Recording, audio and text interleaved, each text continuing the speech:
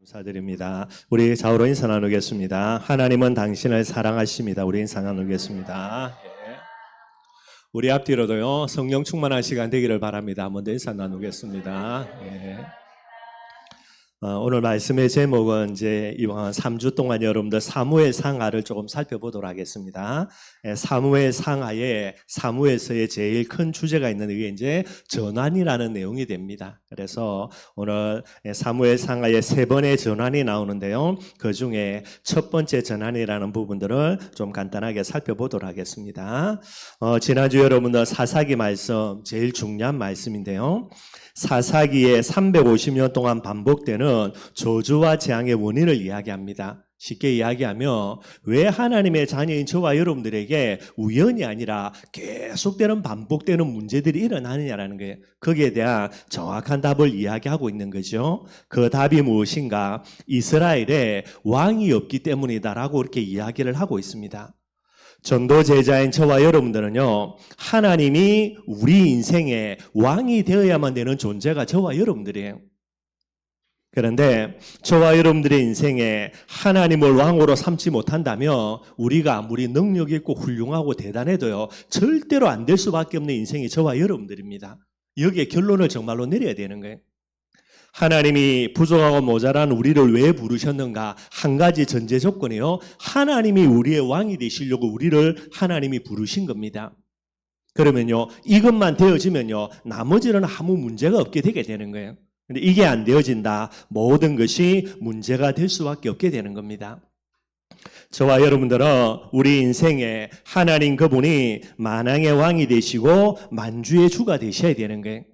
여기에 대한 딱 믿음들을 가지고요, 이제 하나님을 왕으로 섬기는 삶을 살아야 되는 겁니다. 그 삶 중에 첫 번째가 지난주 말씀드렸던 대로요, 예배의 삶이 되게 되는 거예요. 하나님을 왕으로 섬기고 경배하는 것, 그게 예배입니다. 그러니 전도 제자들은 하나님을 왕으로 섬기는 자들은요, 가장 중요한 우선순위가 그게 예배되어야 되는 거예요. 그리고 왕이신 하나님의 명령이자 말씀이 뭐가 됩니까? 그게 성경이죠. 그래서 매일매일 성경 봐야 됩니다. 하루에 한 장을 보든요, 반 장을 보든요, 그죠? 뭐 3장을 보든. 3장을 조금 강조하는 게 하루에 3장씩 보면 1년에 성경 한 번 읽는다라는 겁니다. 그래서 이야기하는 거죠. 핵심은 뭐냐? 장수가 중요한 게 아니고 매일매일 하나님의 왕이신 하나님의 말씀입니다. 성경을 붙들어야 되는 거예요. 그리고 우리의 삶에 뭐 해야 됩니까? 성령인도 받는 삶이 되어야 됩니다. 하나님의 왕이시라면 그 왕이신 하나님 앞에 우리가 무릎 꿇고요, 하나님의 뜻과 계획대로 성령인도 받아야 되는 게, 요게 저와 여러분들의 삶이 되면 됩니다. 항상 여러분들 모든 사람들이 하나님을 왕으로 섬기지 않고요, 다른 것을 왕으로 섬기는 이때에 하나님을 왕으로 섬기고자 우리를 부르셨지요. 그래서 항상 예배의 비밀과 성경의 비밀과 성령 인도의 비밀을 가지고요, 하나님을 만왕의 왕으로 삼는 그런 저와 여러분들의 인생이 되기를 주님의 이름으로 축원드리겠습니다. 오늘 2가지를 조금 한번 살펴보도록 하겠습니다. 복음의 가장 중요한 특징이 여러분들 전환이라는 겁니다. 전환되지 아니한다. 그건 복음이 될 수가 없게 되는 거죠. 그래서 복음의 정확한 특징이 전환의 비밀들 조금 한번 살펴보고요. 오늘 사무엘상 오늘 본문 말씀 가지고 사무엘서에 나타나 있는 첫 번째 전환입니다. 제사장이 엘리에서 누구로 전환되는 겁니까? 사무엘로 전환되는 내용입니다. 이 내용들을 간단하게 한번 살펴보도록 하겠습니다. 우리가 복음 이야기합니다. 여러분들 참 복음이 뭐죠? 참 복음은 전환이 되어야 진짜 복음이 되는 거예요. 그래서 복음의 중요한 특징이 뭡니까? 그걸 전환이라 이야기합니다. 창세기 3장 속에 있는 저와 여러분들에게 하나님이 복음을 주시고요, 그 하나님의 계획이 뭡니까? 창세기 3장에서 창세기 1장입니다. 원래 인간으로 저와 여러분들을 전환시키라는 거예요. 그래서 하나님이 복음 주신 겁니다. 창세기 3장 문제 늘 설명합니다. 죄라는 문제에서요, 제사장 대신 예수 그리스도의 복음을 가지고 우리 삶을 뭐로 전환시켜야 됩니까? 거룩의 삶으로 전환시켜야 되는 거예요. 계속해서 여러분들 복음 이야기하면서도요, 오늘 짓는 죄 내일 짓고요, 모레 짓고요, 계속해서 죄를 짓고 있다. 그걸 복음이라고 말하면 그건 복음이 아닌 거예요, 여러분들. 복음은 하나님이 왜 주셨습니까? 창세기 3장에서 원래 인간으로 나를 전환시키라는 거예요. 전환되지 아니하면 그건 복음이 될 수가 없는 겁니다. 늘 언제나 불신앙에 빠져갈 하나님을 대적하는 저와 여러분들에게 하나님이 여러분들 선지자 대신 복음을 주신 거예요. 그럼 뭐 해야 됩니까? 이 복음 가지고요, 우리의 불신앙을 제거하고 믿음의 자리로 나아가셔야만 되는 거예요. 그거 안 하면 복음이 될 수가 없는 것이요. 뿐만 아닙니다. 늘 마귀의 종로를 하는 저와 여러분들이 뭐 해야 됩니까? 왕 대신 예수 그리스도의 복음 가지고요, 뭐 하는 거, 하나님의 인도받는 거, 하나님 앞에 서는 거, 이렇게 전환이 되어져야만 되게 되는 거예요. 그래서 하나님이 죄 문제를 전환시키는 제사장, 사단 문제를 전환시키는 왕, 그죠? 불신앙입니다. 하나님을 떠나 있는 것을 전환시키는 선지자의 복음을 주신 거예요. 그 복음 갖고 뭐 해야 됩니까? 저와 여러분들 전환되어져야만 되는 겁니다. 그래서 여러분들 단순한 전환이 아니죠. 우상 숭배자에서 뭐로요? 예배자로 전환되어야 되는 거예요.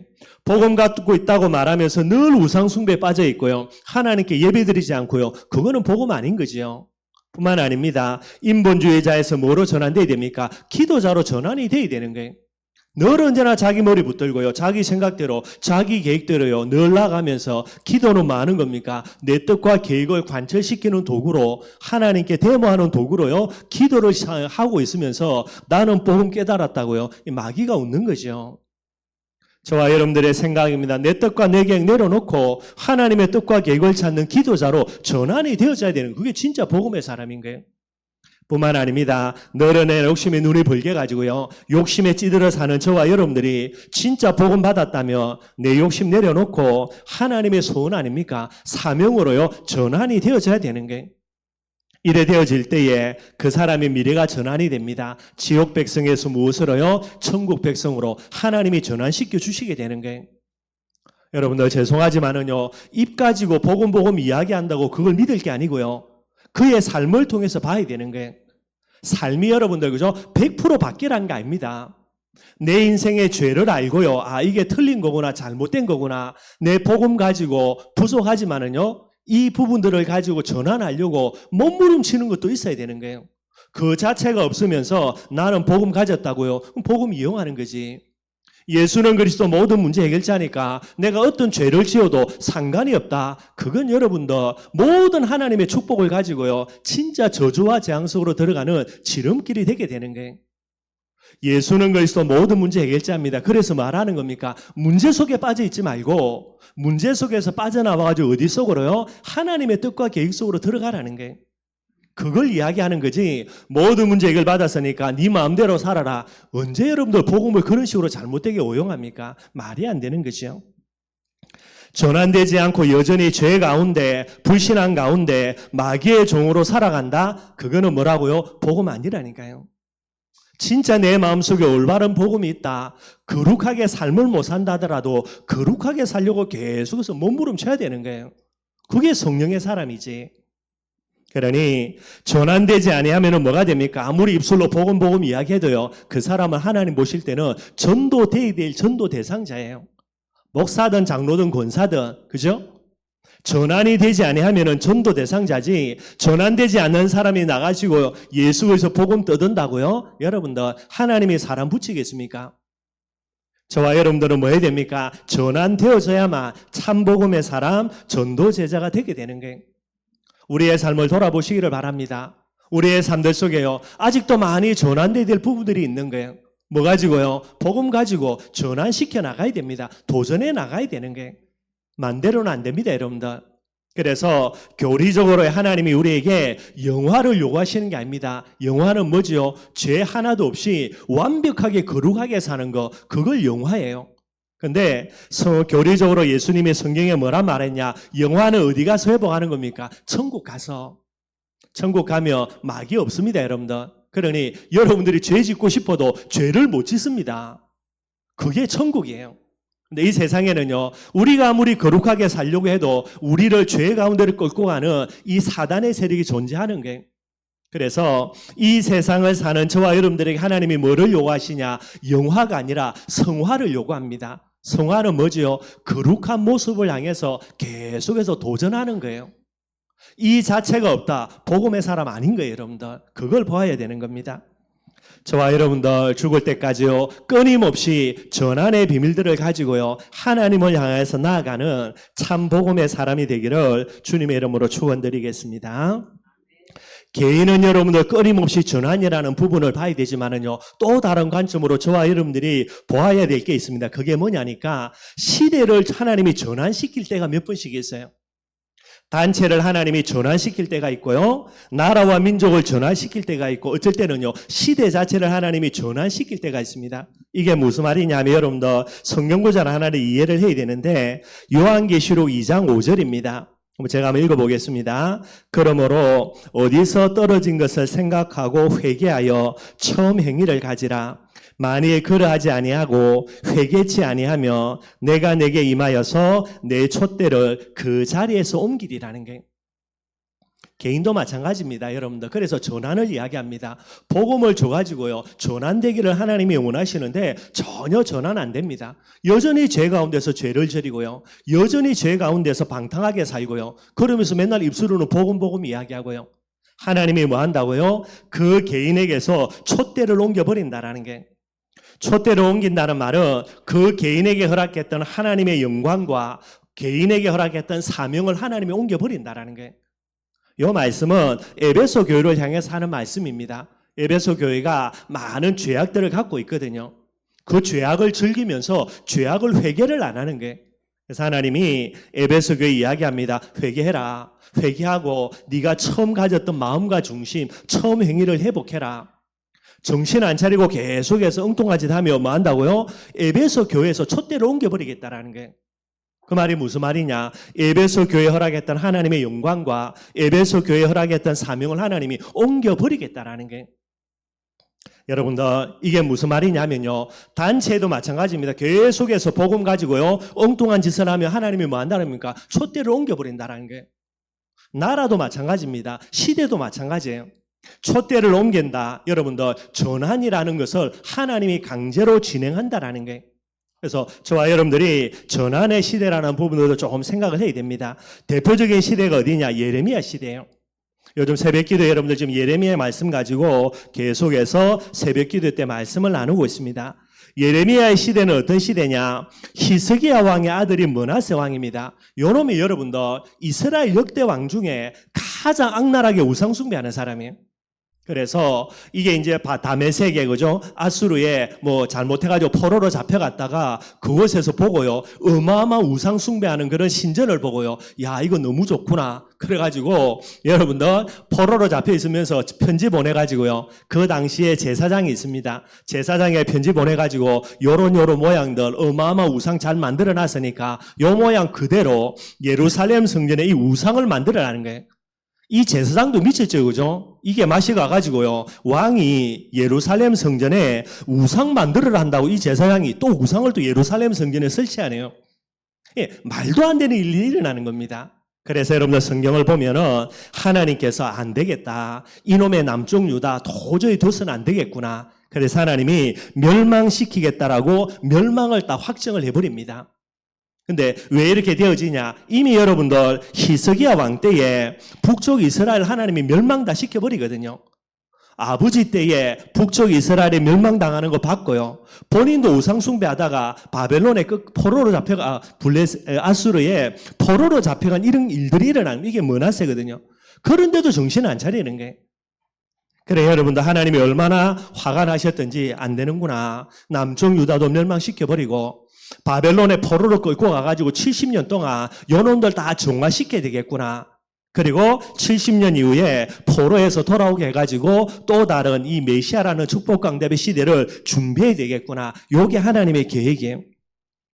이렇게 멸망이 확정된 시기에 선지자의 사명을 감당했던 사람이 누구냐? 그게 예레미야입니다.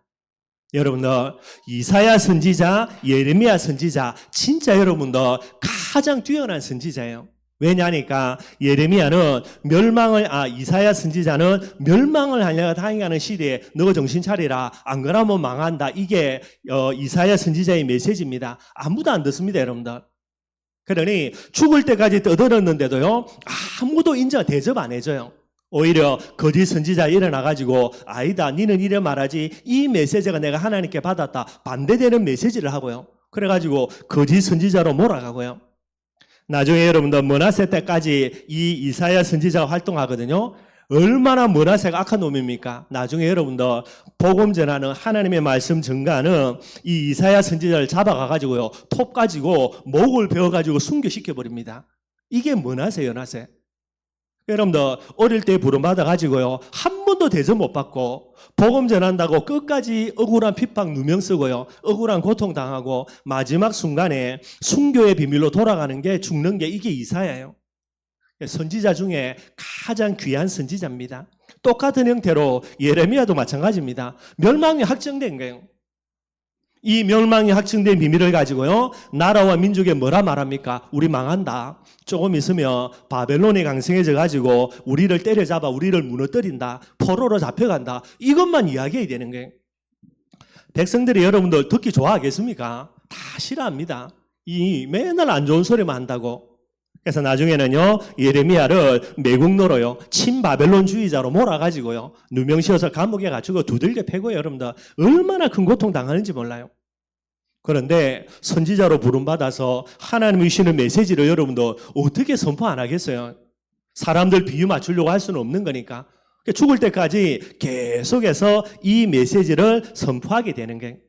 그래서 예레미야 선지자는 여러분들 그죠? 이스기야 왕 그 다음 아들 므낫세 때에 멸망이 확정되죠. 그 다음 아들이 아몬입니다. 요놈도 악랄한 놈이에요. 그리고 아몬의 아들이 누구냐? 요시야라는 왕이 있는데 이 요시야가 어릴 때 왕으로 등장하거든요. 하나님이 그래도 멸망의 순간에 그래도 중심 가진 존재로 요시야 왕을 회복합니다. 요시야 왕이 성전을 이제 수초가 고치는 일을 수리를 하는 일을 하면서 율법책을 발견해요. 그래서 율법책을 읽고 본인이 회개를 하는 일들이 일어납니다. 그리고 이 요시야 왕 이후에 그죠? 그 다음에 쭉 멸망의 관행 속에 마지막 왕이 시드기야 왕입니다. 그러니까 요시야 왕에서 시드기야 왕까지 멸망받을 때까지 선지자의 사명을 감당하는 게 그게 예레미야예요. 자, 여러분들 요 시기에 예레미야의 메시지가 뭐냐? 딱 하나입니다, 여러분들. 바벨론 우리나라 망한다. 그리고 포로로 잡혀간다. 그 다음에 70년 만에 돌아온다. 이게 핵심이에요. 요 메시지를 계속해서 반복하면서 예레미야가 뭐라 말하냐. 그래도 늦었지만 우리가 여호와께로 돌아가자라는 게. 여호와께로 돌아가기 위해서 뭐 해야 됩니까? 우상 버려야 되겠죠. 우상 다 버리라는 게. 그러면서 여러분들 예레미야의 메시지 중에 제일 기가 막힌 메시지 뭐 하는 겁니까? 우리 힘들지만은 바벨론에 항복해야 된다. 요 메시지를 해요. 그러니 이제 이스라엘 백성이 뭐라는 거? 이것 봐라. 지금 바벨론 우리를 계속 공격하면서 어렵게 하는데 바벨론에 항복해야 된다고 요 미친놈, 매국노 그래서 때려잡는 거예요. 그 중에서 여러분들 그죠? 옛날에도 메시지 했는데 여러분들 예레미야 24장에 보니까 뭐를 비유로 설명하냐? 광주리가 두 개 있습니다. 뭐가 담겨 있죠? 무화과가 다 담겨 있어요. 근데 한쪽 광주리에는 좋은 무화과가 담겨 있고요. 한쪽 광주리에는 다 썩어가지고 먹지 못하는 그런 나쁜 무화과가 담겨 있어요. 이걸 비유로 보여주면서 하나님이 예레미야에게 메시지를 합니다. 뭐라고 메시지하냐? 야, 좋은 광주리가 어떤 자인지 아냐? 그러면서 하시는 말씀이요. 바벨론의 항복에서 포로로 잡혀가 있는 이 사람들이 진짜 좋은 무화과다. 하나님이 메시지 하시는 거예요. 나쁜 무화과가 뭐지요? 지금도 바벨론에 대적하면서 포로로 잡혀가지 않고요. 바벨론을 대적하면서 예루살렘 성에 남아있는 요놈들 전부 다 나쁜 무화과라고 이야기하는 거예요. 말이 안 되죠, 여러분들. 한번 봅시다, 여러분들. 일본 시대면 일제시대입니다. 일제시대 여러분들, 그죠? 일본에게 그죠? 앞잡이 노릇하면서, 그죠? 여러 가지 도와주는 사람들, 이 사람이 좋은 사람입니까? 반대로요. 모든 거 다 팽개치고, 그죠? 뭐, 자녀들, 가족들 다 팽개치고요. 대한민국 독립을 위해서 여러분들, 저 만주벌판에 가가지고요. 칼 들고요. 그 추운 데서 일본과 싸우는 사람들이 좋은 사람입니까? 두 말할 필요가 없죠, 여러분들. 근데 거꾸로 이야기하는 거예요. 왜 그렇습니까? 하나님의 계획은 촛대를 이미 옮겨버린 거예요. 예루살렘 성은 멸망이 확정되죠. 촛대를 옮겨버리고 이 촛대를 어디로 옮긴 겁니까? 바벨론으로 하나님이 옮겨버린 거예요. 이스라엘 백성들 중에 포로로 잡혀가야 되는 사람들 중에요. 진짜 70년 동안 믿음 지킨 사람들, 이 사람을 통해서 뭐 하는 겁니까? 메시아의 언약을 성취시키는 겁니다. 포로에서 돌아와서 성전을 재건하고요. 이게 하나님의 뜻과 계획이에요. 자, 그러면 여러분들 포로로 잡혀간다, 항복한다는 말이죠. 물론 본인들이 살아남기 위해서 항복한 사람들이 있을 겁니다. 그 사람들이 진짜가 아니고요. 하나님의 언약이라는 부분들이 포로로 잡혀가서 거기서 70년 지나가지고 돌아오는 사람들을 통해서 예루살렘 성이 재건되면서 성전이 재건되는 겁니다. 그러면 내가 뭐 해야 됩니까? 하나님의 나라를 위하여서 비굴하지만은요, 뭐 해야 되죠? 항복을 해야 돼요, 바벨론에. 나를 위해서가 아니라 내가 바벨론의 포로로 잡혀가서 그곳에 있는 내 후대들이 2대가 지나든 3대가 지나겠죠. 걔들이 뭐 하는 겁니까? 포로에서 돌아오는 거예요. 이걸 해야만 나라와 민족이 그죠? 이 언약의 바톤들을 이어가지게 되는 거예요. 반대입니다. 아니 남자로 태어나서 한 번 살다가 이거 깨끗하게 나라와 민족을 위해서 이스라엘을 위해서 바벨론과 대절하다가 깨끗이 죽어가는 게 더 영광이지. 뭐 비굴하게 뭐 그죠? 뭐 이렇게 뭐 포기하고 항복하고 이 짓 하냐? 나는 못한다. 얼마나 멋진 거예요, 여러분들. 그런데 이게 뭐가 되는 겁니까? 이게 악한 사람들이 되는 거예요. 이해가 됩니까, 여러분들? 그 근본 배경이 뭐냐면 하나님이 이미 촛대를 옮겨버린 거예요. 예루살렘 성은 끝난 겁니다. 예루살렘 성전은요, 하나님이 뭐라 말하냐? 이 성전이라 하지 말라는 거예요. 심지어 이 예루살렘에 남아있는 왕과 선지자와 제사장들, 백성들을 두고 네 기도하지 말라는 거예요. 예루미어 보고. 그 정도가 됩니다, 여러분들. 하나님의 계획은요, 무너지는 예루살렘 성과 성전입니다. 무너뜨려 버려야 돼요.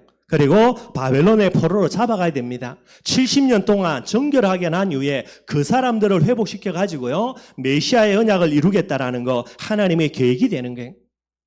뭐 본인들이 힘이 없어서 포로로 잡혀갔던, 그죠? 본인들의 생각에 항복을 했던, 그게 중요한 게 아닙니다. 포로로 잡혀가는 게 하나님의 계획인 거예요. 그래서 계속해서 여러분들 이 부분들을 이제 거역하면서 바벨론에 대적했지만은요, 하나님의 뜻이 그거니까 어쩔 수 없죠. 1차로 포로로 잡혀갑니다. 1차로 포로로 잡혀간 애들 중에 누가 있습니까? 다니엘이 있는 거예요.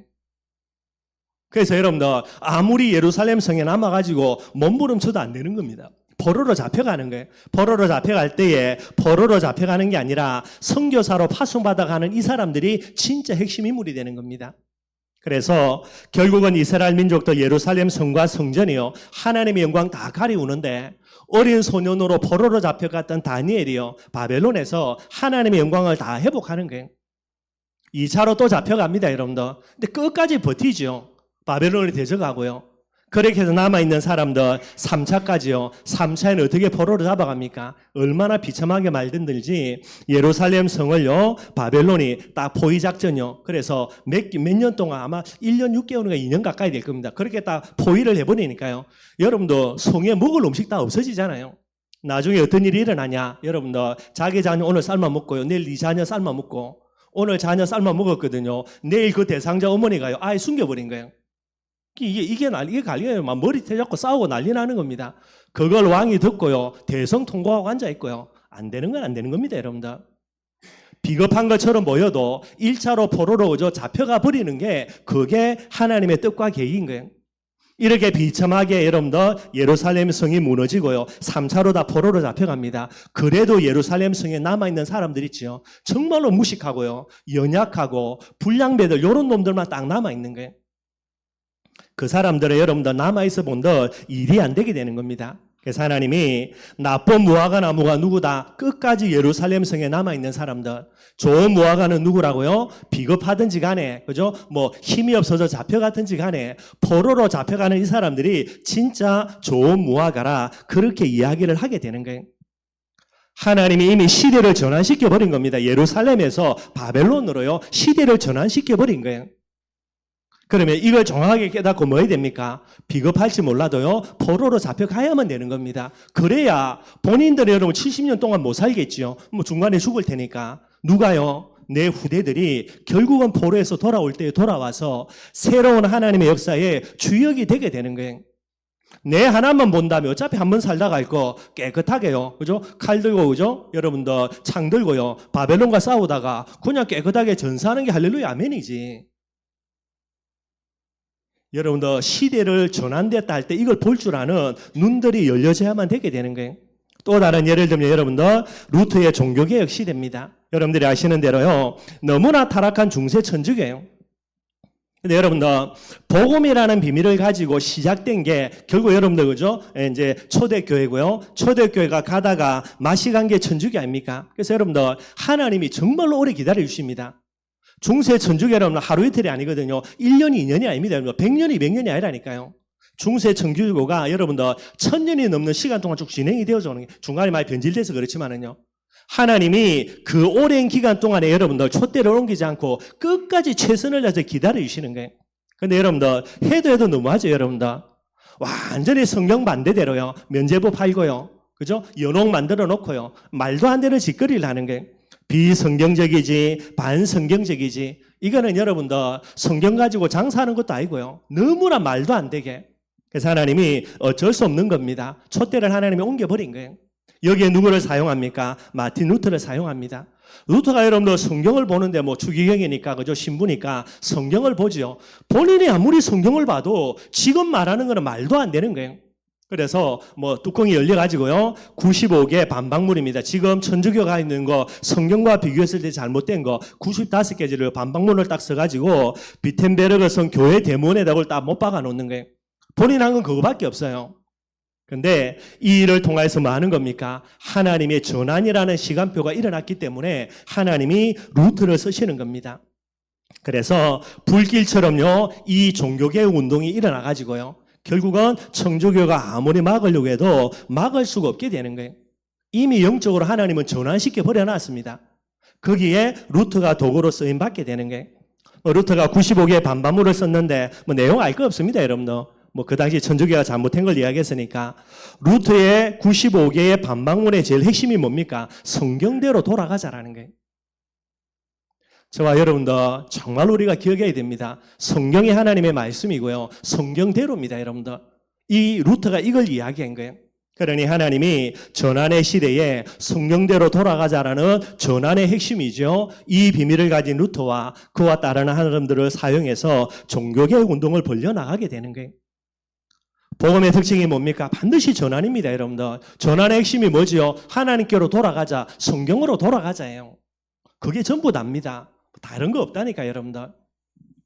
자, 그럼 오늘 본문 말씀 가지고요. 사무엘서에 나타나 있는 첫 번째 전환입니다. 간단하게 한번 살펴보겠습니다. 사무엘 상하로 구분되는데 원래는 한 건이거든요. 이걸 나중에 이제 구분하기 위해다 보니까 이제 상하로 분리가 되는 겁니다. 세 가지 전환이 나옵니다. 첫 번째 전환은 엘리 제사장에서 사무엘로요. 제사장직이 전환되는 거. 두 번째는요, 제사장직이 사무엘에게서 누구로요? 왕직으로, 사울왕으로 전환되는 거, 두 번째 전환.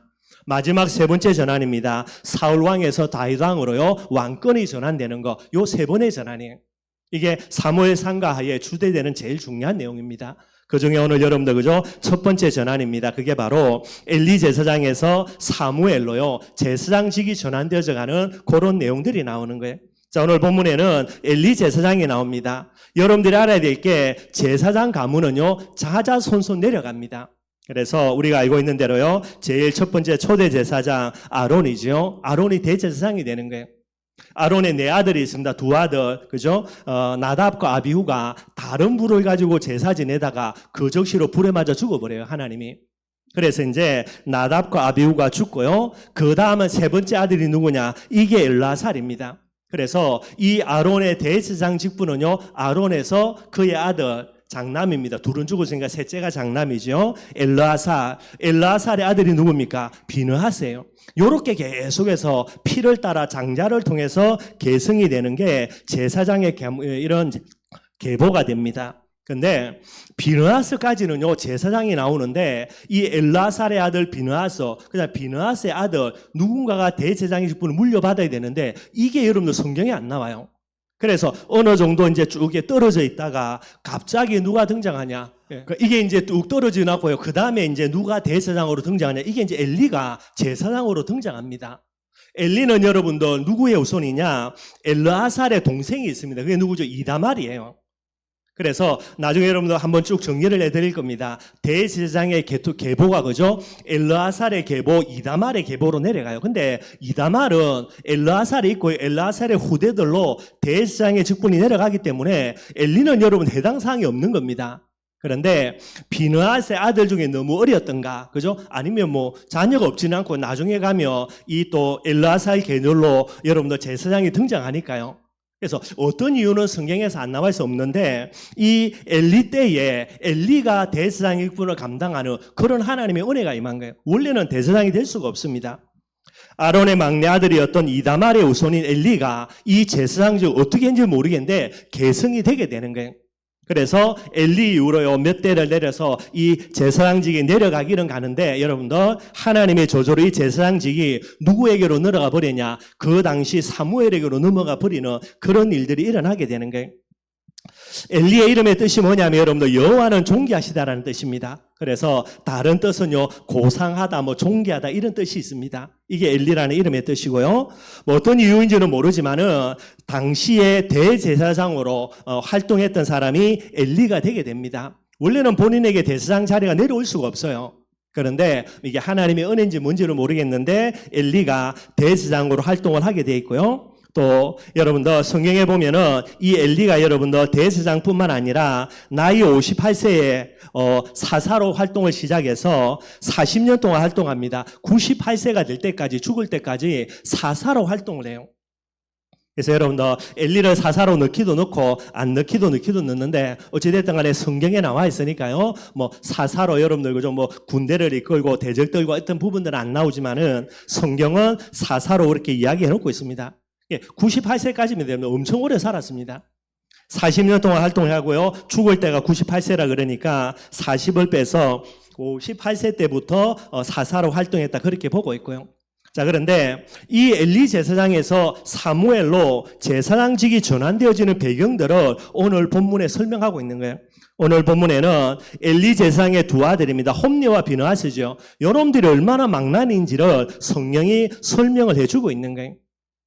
그래서 오늘 2장 12절에 보면요 뭐라 그랬냐, 2장 12절에 보면 엘리의 아들들은 홈리와 비느하스입니다. 행실이 나빠서 여호와를 알지 못한다라는 게, 아버지가 대제사장이고요. 그 다음에 얘들도 이제 대제사장의 직분, 뭐 제사장의 직책을 물려받아야 됩니다. 특별히 그 당시 엘리는 나이가 많았기 때문에 모든 제사라는 부분들은요 홈리와 비느하스가 다 감당을 하게 되는 거예요.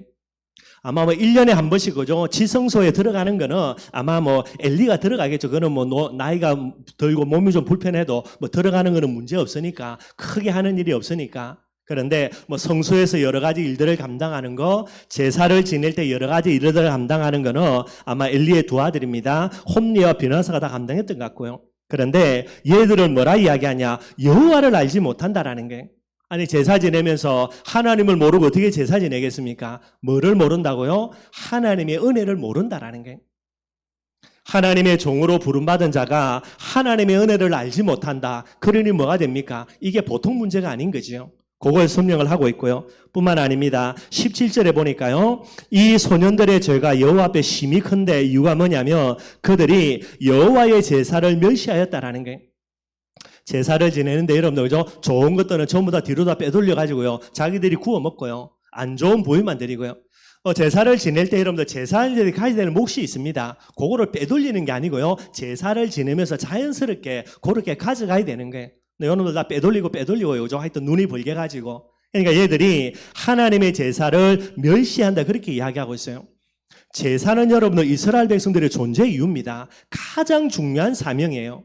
이 사명의 수종들도록 하나님이 부른 게 여기에 이제 레위인들과 그 중에 대표적인 건 제사장들입니다. 그런데 이 제사장으로 부름받은 엘리의 두 아들 홈리와 비느하스가 제사를 자기들이 망치는 거예요.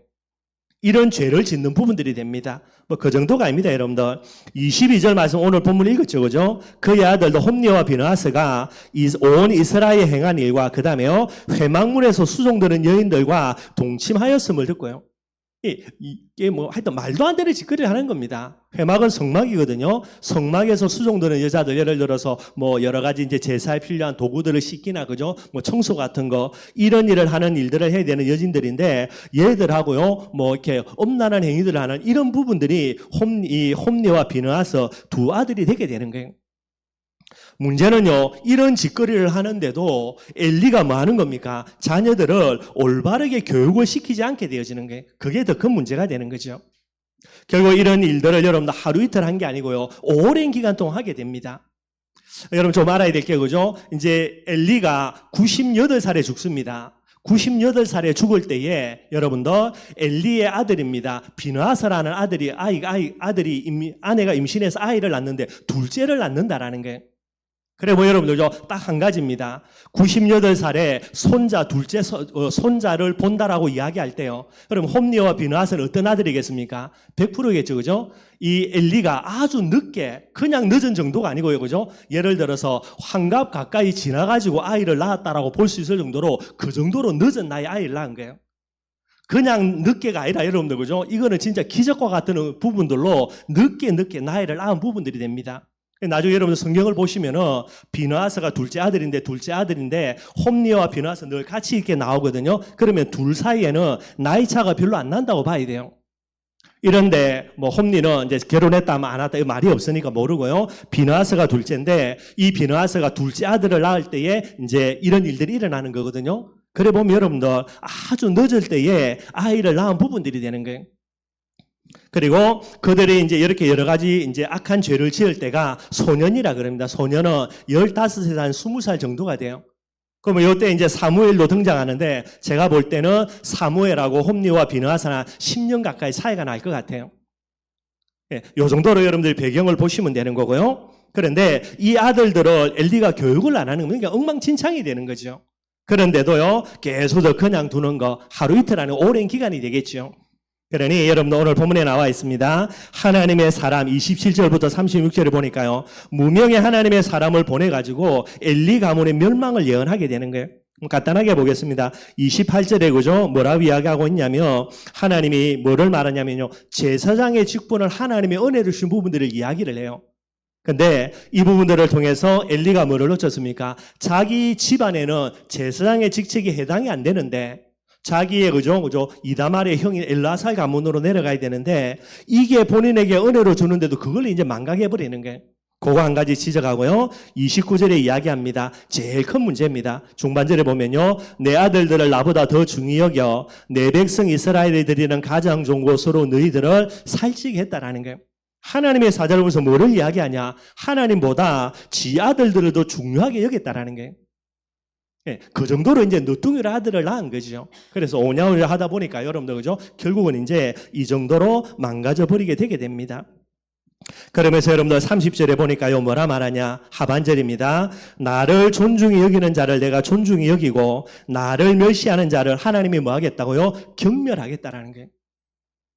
홈리와 비느하스 그들의 꼬라지는 뭡니까? 하나님 멸시하는 겁니다.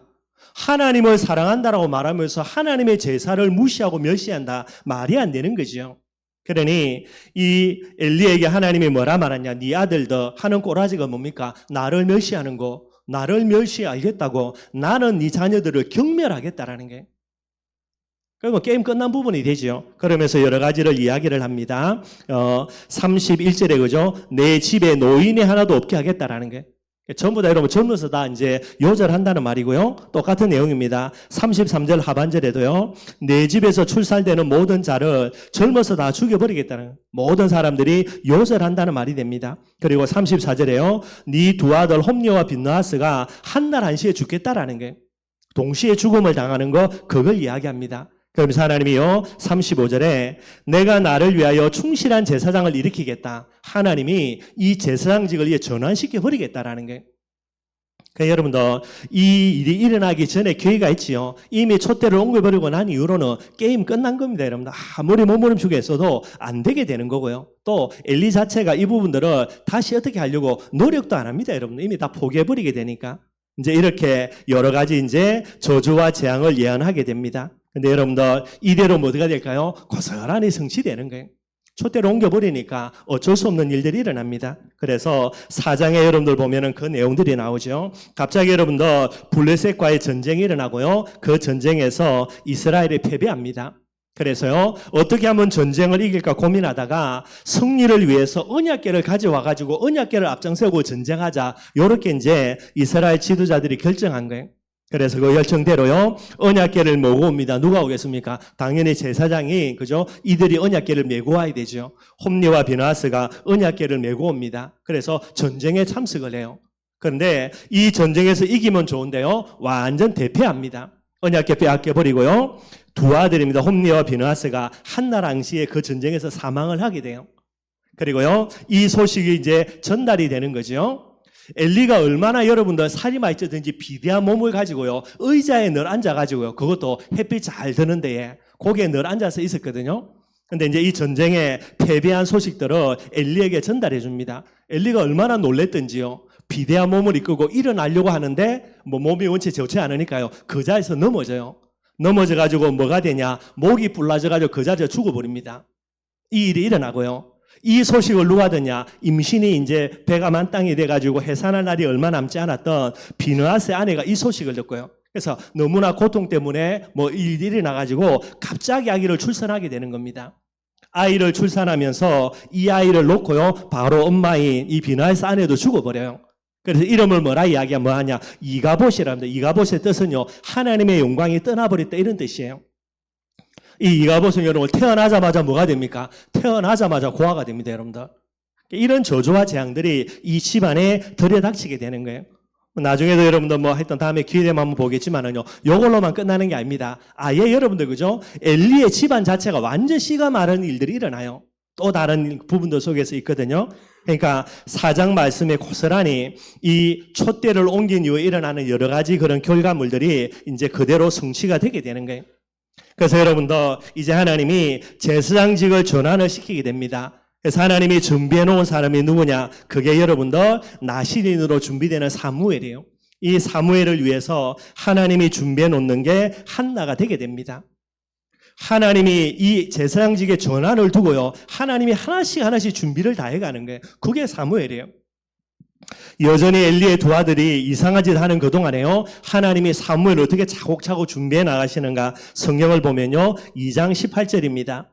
2장 18절에 보니까요, 사무엘은 어렸을 때에 세마포 에봇을 입고 여호와 앞에서 섬겼더라. 홈리와 비느하스는 엉뚱한 짓거리 하는데요, 어린 사무엘은요, 계속해서 하나님 앞에서 하나씩 준비되고 있습니다. 2장 26절이죠. 아이 사무엘이 점점 자라매 여호와와 사람들에게 은총을 더욱더 받더라. 점점 자라가는데요, 사람들에게 사랑받고요, 하나님께 너무나 귀한 사랑을 받는 존재로 하나씩 준비되고 있습니다.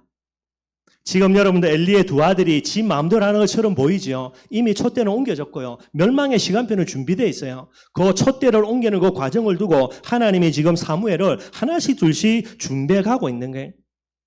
3장 10절도 마찬가지입니다. 3장 10절에 보면요, 여러분들, 여호와께서 임하여 서서 전과 같이 사무엘아 사무엘아 부르시는지라 사무엘이 이르되 말씀하옵소서, 주의 종이 듣겠나이다.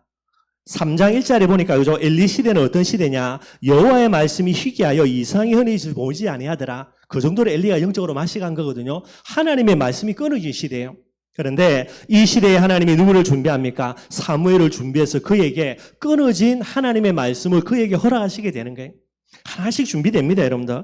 그리고 3장 19절부터 보면요, 사무엘의 사람의 여호와께서 그와 함께 계셔서 그의 말이 하나도 땅에 떨어지지 않게 하시니, 하나씩 하나님이 사무엘을 준비시켜서 이스라엘 전체에 이 제사장직을 전환시키기 전에 많은 영향력을 미치게 하는 거예요. 20절입니다. 단에서부터 부하세바까지 온 이스라엘이 사무엘은 여호와의 선지자로 세우심을 입은 줄로 알았더라니. 계속해서 준비시켜 나가요. 이런 과정 속에 어떤 일이 납니까? 4장입니다. 엘리의 집안 초토화되어 버립니다, 여러분들. 그리고 조금 시간이 지나고 난 다음에 여러분들 사무엘상 7장이죠. 어떤 일이 일어납니까? 미스바 회개운동이 일어나죠. 온 이스라엘 백성들이 사무엘을 찾아와가지고요, 우리 좀 도와달라 이야기합니다. 요걸 계기로 해서요, 이스라엘 전체에 여러분들 제사장이자 선지자이자 사사로 사무엘 선지자가 본격적으로 활동하는 이런 일들이 일어나는 거예요. 전환이라는 비밀들입니다, 여러분들. 저와 여러분들이 복음 가지고 우리를 전환도 잘 해야 되겠지만은요, 전환의 시대에 들어갔을 때에 저와 여러분들 이걸 분별할 줄 아는 지혜가 정말로 있어야만 되게 되는 거예요. 말씀 결론 맺도록 하겠습니다. 지금은 말세지 말입니다. 누가 뭐라 그래도 여러분들 앞으로 분명히 요한계시록에 예언된 여러 가지 일들 실제로 일어나게 될 거예요. 말세지 말의 특징이 뭡니까? 저주와 재앙의 시대입니다. 왜 저주와 재앙의 시대가 오죠? 말세지 말 본격적으로 하나님을 대적하는 시대가 오는 거예요. 여러분 이번에 파리 올림픽 그죠? 제일 처음에 개막식 할 때 봤죠, 여러분들? 말도 안 되는 짓거리들 아닙니까? 종교의 자유가 있다라고 이야기하지만 그래도 그죠? 종교의 자유가 있으면 종교를 존중해 줘야 되지. 얘네들이 여러분들 그죠? 그 프랑스를 대표하는 그런 파리에서 여러분들 올림픽을 열면서요. 얘들이 하는 짓거리는요. 완전히 복음을 무시하고 성경을 거부하는 그런 내용들을 이야기하는 거예요. 제 생각에는 아니 그러면은 조직위원회에서 뭐 하냐고 올림픽 조직위원회에서는 있다고 짓거리를 하냐고. 기독교를 완전히 그죠? 비하하고 비난하는 이런 짓거리를 왜 허락해 주냐고. 가능합니다. 왜 그렇죠? 말 세지 말이라서 그래요. 하나님을 대적하는 것이 전 시대의 흐름으로 흘러가는 시대가 되는 거예요. 그러니 저주와 재앙이 올 수밖에 없는 시대입니다. 이 말 세지 말에 여러분 반드시 알아야 될 거, 하나님이 반드시 때가 되면 강제로 전환을 시킵니다. 무엇으로요? 지상에는 종말을 임하고요. 하나님의 나라가 신천신지가 이 세상에 임하여지게 하게 되는 거예요. 잘 봐야 됩니다, 여러분들. 그래서 이 말 세지 말에 전도제자인 저와 여러분들 뭐 해야 됩니까? 진짜 전환이라는 부분들을 늘 마음속에 담고요. 하나님의 시대 전환을 먼저 앞서서 준비하는 저와 여러분들이 돼야 되는 거예요.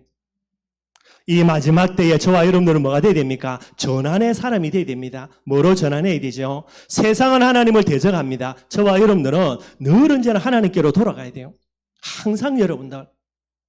시대를 보면 볼수록 아 이런 일이 일어나구나. 하나님을 대적하네. 그렇다면 나는 하나님께로 돌아가야지. 늘 마음속에 품어야 돼요. 예레미야도 그랬습니다. 하나님께로 돌아가자. 하나님께 돌아가는 게 뭡니까? 궁극적으로요. 바벨론의 항복에서 포로로 잡혀가는 거예요. 루터도 마찬가지입니다. 하나님께로 돌아가자. 하나님께로 돌아가야 되지. 왜 우리 마음대로 우리 뜻과 계획대로 지 마음대로 하냐고. 말 세지 말에 전도제자의 가장 중요한 비밀입니다. 하나님께로 전환이. 하나님께로 전환되는 것은 뭡니까 여러분들? 성경으로 전환입니다. 성경으로 돌아가야 돼요. 말 세지 말에 여러분들 세상의 모든 사람들 모든 부분입니다. 성경 무시한다니까요. 반성경 비성경. 이때의 전도제자인 저와 여러분들은 성경으로 전환돼야 되고요. 성경의 핵심이 뭡니까? 그냥 복음 아닙니다 여러분들. 오직 예수죠. 오직 예수로 전환돼야 되고요. 믿음으로 전환돼야 됩니다. 성령 충만이죠. 성령으로 전환돼야 되고요. 마지막으로 뭐가 돼야 됩니까? 정인의 사명으로 전환돼야 되는 거예요.